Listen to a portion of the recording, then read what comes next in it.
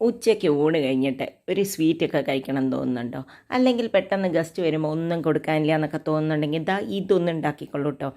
അധികം ഇൻഗ്രീഡിയൻസ് ഒന്നുമില്ല, വളരെ പെട്ടെന്ന് നമുക്ക് തയ്യാറാക്കുകയും ചെയ്യാം. സൂപ്പർ ടേസ്റ്റാണ്.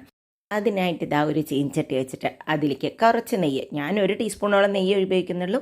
2 ടീസ്പൂൺ ആണെങ്കിലും കുഴപ്പമൊന്നുമില്ല, നെയ്യ് ഇത്തിരി കൂടിയാലും കുഴപ്പങ്ങളൊന്നുമില്ല. ഇനി അതിലേക്ക് ഒരു 3 കപ്പോളം തേങ്ങ ചിരകിയതാണ് ഇട്ട് കൊടുക്കുന്നത്. അതിനെ ഒന്ന് ഞാൻ മിക്സിയിലിട്ട് ജസ്റ്റ് ഒന്ന് പൾസ് ചെയ്തിട്ടുണ്ട്. അപ്പോൾ എല്ലാ തേങ്ങയും ഒരേപോലെ ഇരിക്കാൻ വേണ്ടിയിട്ടാണ്. എന്നിട്ടൊരു 2-3 മിനിറ്റോളം ജസ്റ്റ് ഒന്ന് ചൂടാക്കിയെടുക്കുക. നല്ലോണം മുരിഞ്ഞ് കളർ മാറേണ്ട ആവശ്യമൊന്നുമില്ല. നമ്മുടെ ആ വെള്ളത്തിൻ്റെ കണ്ടൻറ്റ് ഒന്ന് കുറയ്ക്കാൻ വേണ്ടി അങ്ങനെ ചെയ്യുന്നത്. ഇനി അത് പാത്രം മാറ്റിയിട്ടുണ്ട്.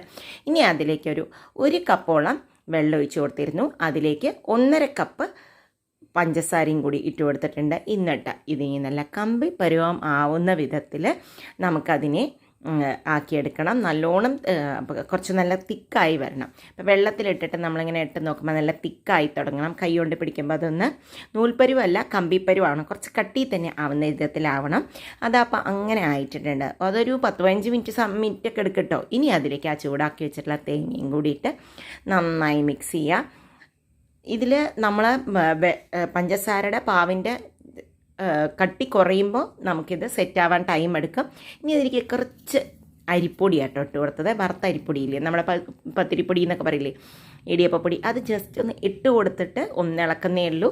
1 ടീസ്പൂണോളം നെയ്യും കൂടി ഇട്ടിട്ടുണ്ട്. അത് ഈ അരിപ്പൊടി നമ്മൾ തേങ്ങയിട്ട് ഉടനെ തന്നെ ഇട്ടിട്ടുണ്ട്. ഇനി അതിലേക്ക് കുറച്ച് ഒരു 1/4 കപ്പോളം കാഷ്യൂനട്ട് പൊടിച്ചതും കൂടിയിട്ട് നന്നായി അങ്ങോട്ട് മിക്സ് ചെയ്തിട്ടുണ്ട് കേട്ടോ. അപ്പോൾ കോക്കനട്ട് കാഷ്യൂ ബർഫിയാണ് ഇന്നുണ്ടാക്കുന്നത്. ഇനി അതിലേക്ക് ചുക്ക് പൊടിച്ചത്, ചുക്കും പഞ്ചസാരയും കൂടി പൊടിച്ചത് ഒരു 1/2 ടീസ്പൂണോളം ഇട്ട് കൊടുത്തിട്ടുണ്ട്. എന്നെ നന്നായി അങ്ങോട്ട് മിക്സ് ചെയ്യുകയും ചെയ്യും. അപ്പോൾ ഇതിൽ ഫ്ലേവർ കൊടുക്കുന്ന ചുക്കും പഞ്ചസാരയും കൂടിയുള്ള മിക്സാണ് കേട്ടോ. അപ്പോൾ അതിനെ നന്നായി മിക്സ് ചെയ്തു. കണ്ടോ, ഇങ്ങനെ വിട്ട് വന്ന എല്ലാം നല്ല ജോയിൻ ആവണം.